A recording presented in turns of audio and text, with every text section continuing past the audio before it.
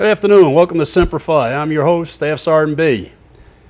Before we get started, I'd like to just cover a couple of things that happened this time in August 19th. On August 19th, in 1919, the Marine Corps was registered with the Marine Hymn for the copyrights. And in 1944, the elements of the Third Army reached the San River, and there was heavy fighting between the Falins and the Argentinians. 1950, in the Navy, the USS Missouri, the only active battleship in the Navy fleet at that time, departed Norfolk, Virginia for Korea, arriving on September 15th. And just general information, in 2003, in Baghdad, a car bomb exploded in front of the hotel housing in the UN headquarters, collapsing the front of the building. And didn't get into details of how many casualties there were. So that's what happened at this day of August 19th, and I know there's probably a lot more, but I just touch on the highlights. So today, my next guest is James Hans. I hope I said that right. Arntz. Sorry about that. No problem. Retired Army. So without further ado, on to my guest. Thank you, Mark. Appreciate it. I understand this is my time to talk about my career. I had a great time in the Army. I enjoyed it very much. I graduated from high school in Edmore, Michigan in 1976. I talked to my family the couple years prior to graduating. I told them that my plans were to join the Army, and they really didn't want me to. Mom and Dad took the birth certificate and locked it up. Caused a few problems or setbacks for me to join, but in the long run, when I went down to the recruiting office and talked to the recruiter says, "Are you 18?" And I says, "Yes, sir." He says, "Don't call me a sir, I'm a sergeant." And he says, "You want to join?" "Yeah. Yes, sir. Don't call me a sir, I'm a sergeant." So he went ahead and got me my birth certificate and my Social Security card. And I provided my high school diploma for him. Took the test, went to MEPS, took the physical, and joined. And where'd you go to boot camp at? I went to boot camp at Fort Jackson, South Carolina. And the two things I wanted to do, or actually three things I wanted to do. I wanted to be in the infantry, I wanted to go airborne, and I wanted to go to Hawaii. Well, I got one object. Hawaii? No, infantry. I think we all got that path. I could have went to Hawaii, but I couldn't be in the infantry, so I took infantry, and then I'd go ahead and try to apply for Hawaii later. I never made it to Hawaii other than on vacation one time, but all in all, went to Fort Jackson, South Carolina, 8 weeks, boot camp. I left home on the 29th of December 1976. My birthday is in February. I turned 19 on the grenade range at Fort Jackson in the mud, and I had fried chicken, mashed potatoes, gravy, green beans, and chocolate cake for my birthday. Couldn't ask for a better birthday. So obviously the way your parents were, you didn't come from a military background. I did. Most all of my uncles, matter of fact, every one of my uncles were in, except for one on my mom's side. My dad was in the National Guard, but because of the fact that his Jeep went over a cliff during a training accident and he ended up having surgery on his knee, he didn't think the military was good. He thought that I should stay home and take care of the family. And then again, it was because it was a big family. There was 4 brothers and 5 sisters, wow. 10 of us kids, and their plan was for everybody to stay home and work on the farm. And my plan was to join the military. So where'd you wind up going first?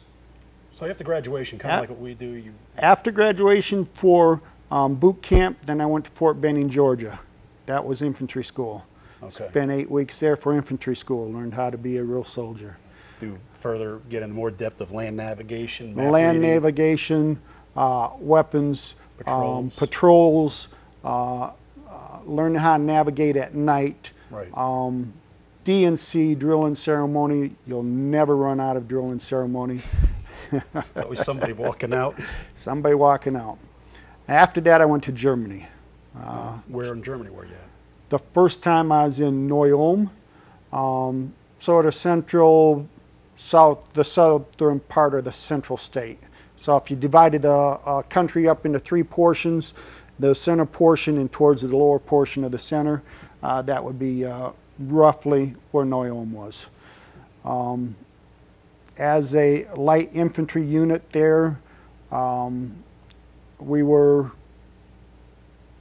2nd and 4th Infantry was the most highly mobile unit there was there. So our job was to react to anything that comes up.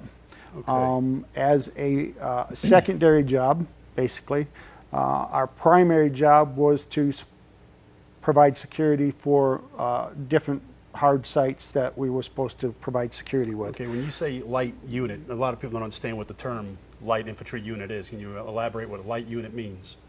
We were foot soldiers that were transported by either deuce and a half or helicopters. Right, didn't have depending on what the artilleries mission and was. Guns. Yes.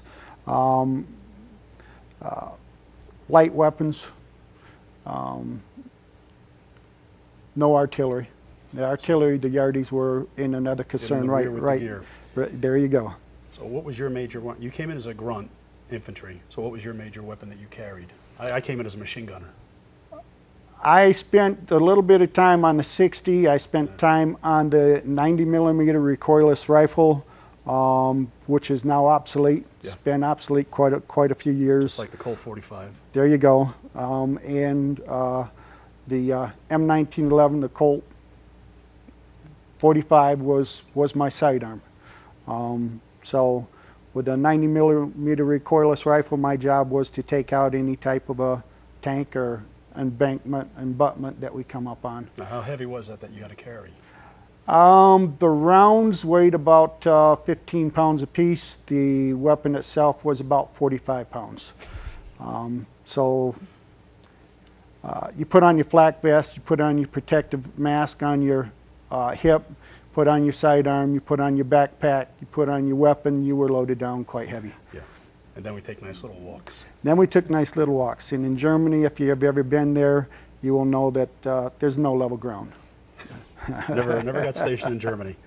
It's all uphills, and if it isn't uphill, it's downhill. And it's not nice country to walk through. But it was fun. Kept us in shape. And how long were you in Germany for? My first tour over there, I was there for 37 months. Really? Wow. Yes. I was married the first time over there. Both my sons were born in Germany, in Augsburg. I actually loved it very much over there.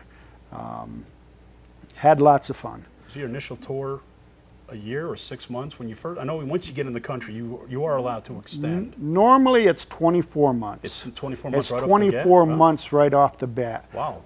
However, seeing how I got married when I was there, I asked for what's called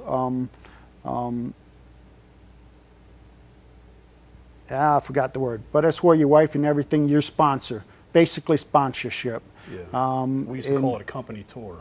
Okay, yeah. Sponsorship, my family was there, my kids were born there, so that automatically extended my tour out for 1 year. And they paid for bringing my family and everything back to the States, and everything was paid for. Stayed there for 3 years, yes. And then came back home? Then came back home and went to Fort Hood, Texas. Okay. Went to a mechanized unit. Now, what'd you do there? And at that time, I was a squad leader, and we drove around in armored personnel carriers, and again, practiced being soldiers. Still a grunt at this time? Still a grunt. Still infantry? Still infantry. All right. Never changed your MOS your whole 20 years in? Actually, after 8 years, I did. Just almost 9 years.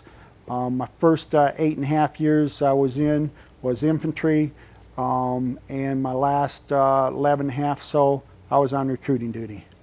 11 years on recruiting duty? Yes. Wow, how many recruiting stations did you wind up? 11 years, boy. You were making that your that was your secondary job. Jeez. Well, it started off with the recruiting tour was going to be 2 years. But because of the budget restraints and moving soldiers around and everything, they changed it and they doubled it to 4 years. So I went from recruiter to station commander. I was 18 months on the recruiting duty, or recruiter, and then I became a station commander. As a station commander, I ran a medium-sized recruiting station, meaning I had 5 regular Army recruiters under me and 2 reserve recruiters that worked for me.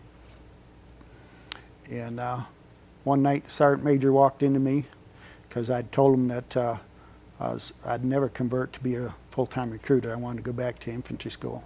Really? And he says, well, Sergeant Arts, he says, just suppose. He says, just suppose you could have anything you want. What would it take to get you to convert to be a recruiter full-time? And I said, Sergeant Major, you know I'm not going to do that. I'm going to go back to be a grunt. He says, yeah, but Sergeant Arts, just suppose.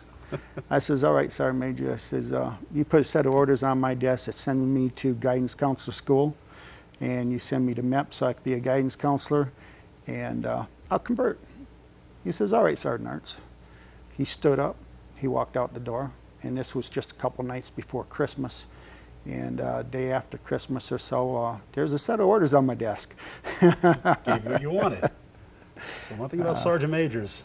Yep. That was one thing I was told when I was in boot camp. There's 2 people that wear stars, Sergeant Majors and Generals. You don't want to tick either one of them off. There you go. That's the honest to God truth. They will make things happen. So January, I was sent to Fort Benjamin Harrison, Indiana for guidance counselor school. Well, what is that exactly, guidance counselor school? What does that entail? Well, you have recruiters, and recruiters go out and talk to the individuals one-on-one, and you encourage the young individual to join the Army. There's some people that's going to join, there's some people that's not. Okay. And you have to qualify them, make sure they're qualified. And then there's the station commander who's over top of the recruiters, and the recruiter station commander will interview the applicant and ensure that the recruiter's doing everything right, and double checking to make sure that the applicant is qualified. Because nobody that's ever been in the military or a recruiter realizes that it's a very stressful job being a recruiter. It is. It is. You have, they don't talk about it, but you have to make a lot of deadlines. You have to bring in how many, your quota? You have a quota, how many people that you have to bring in. It might be male or it might be female. But you're given a big enough area to work that you just have to go through and find the person that you want, or the person that is eligible. Once you find the person that's eligible and wants to join, then you start the process of getting them in. Now, the recruiter finds them, the station commander verifies that they're eligible, and then they go to MEPS. At MEPS, there's the guidance counselor. The guidance counselor is going to verify all the paperwork that the recruiter and the station commander did. He's going to talk to the individual, find out what the individual is interested in, and then he's going to put all this information into the computer. Now, somewhere along the line, that individual has to take a test, the ASVAB. And the ASVAB determines what job areas or skills the individual may be eligible for or qualify for. If you don't have high enough mechanical skills, you can't be a mechanic. If you are colorblind, then you can't be an infantry soldier. So there's a qualification for everything. And everything's put in the computer, and then the computer will print out a job list of what they're eligible for. And then as a guidance counselor, it's your job to, or my job, to talk to the individual, the applicant, and find out which one of these jobs that they're interested in and which job that they'd be willing to go in. Okay, we'll be right back to, very curious about this. We'll be right back. We're going to take a short break. Thank you.